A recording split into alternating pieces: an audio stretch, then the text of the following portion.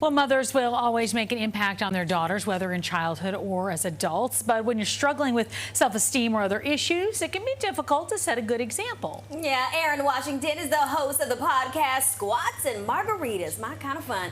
She joins us now with tips to help moms positively influence their daughters. Where's the margaritas? You called it glutes? Glutes and a good time is what you called it last time we talked, and I almost stole that. I think I like it better.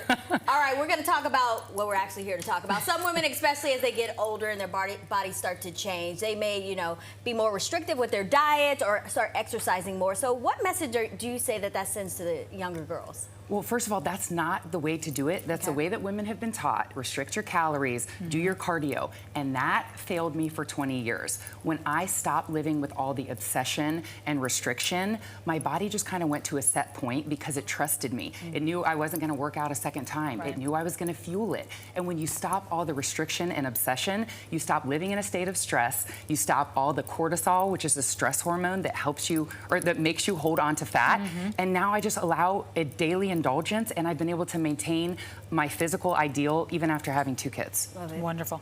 So why is it important for women to shift their restricted lifestyle to one where there's more balance? Because I think it's a mental and physical. It's completely meant. Everybody thinks that you're supposed to do it a certain way, like with the cardio. But once I found this balanced lifestyle, squats and margaritas, I enjoy my life. And again, it's that stress is off you. You can kind of just enjoy life.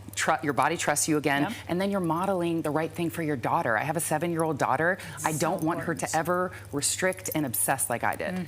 Okay, you talk about something called positive self-talk.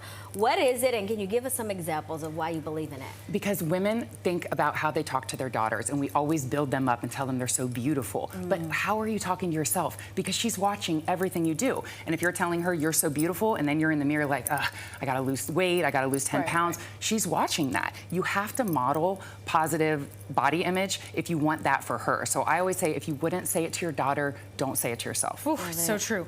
If a parent happens to notice, especially with teens, a negative view of themselves, what should they do? What's the messaging there? Because they're not just getting it at home. They're on social media, they're watching television, they're seeing it everywhere. Tamsin, that's exactly what it is. Like, recent studies show that teen girls have contemplated suicide. 30% of teen girls have contemplated suicide. I can't have that on my heart. I actually made a foundation that provides mentorship for teen girls that are struggling with body image, just to let them know they're not alone. And they're all comparing themselves to social media, and it's not real. So my message is, like, the model in the photo doesn't even look like that. So if you're ruining your day because you don't look like that, you have to know that it's not real. Unfollow accounts that are triggering you, and it's about how you feel in your body. And I love also just encouraging girls to remember that, there's a new season for every you. So why fit into the old version of yourself, That's exactly. So Blue Butterfly Foundation provides mentorships from women that had been through that same thing. I struggled with anorexia and bulimia. I wouldn't talk to my mom. I was so defensive about it. But I would have talked to another woman that was like me too. And it's only a season. And look, I came out on the other side. So I had to find purpose from my pain and make that struggle not be in vain. You talk about some of the phrases that we hear all the time, so pretty, so beautiful. Why do you suggest not using those? Because it makes their worth equate to how they physically look. So you say, you're so strong, you're so smart, you're so kind, and then they see their value is not just the physical.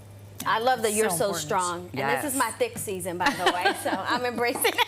Erin, we have to have you back for glutes and a good time. Glutes and a good time. And margaritas. Please. All right, for more inspiration or to listen to Erin's podcast, visit her website, squatsandmargaritas.com.